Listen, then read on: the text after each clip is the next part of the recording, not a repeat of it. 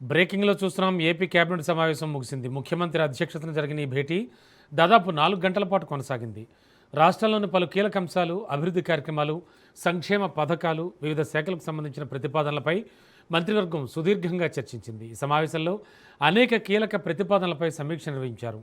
రాష్ట్ర పాలన, ప్రాజెక్టుల పురోగతి, ప్రజా సంక్షేమ కార్యక్రమాల అమలుపై మంత్రులు తమ అభిప్రాయాలు వెల్లడించారు.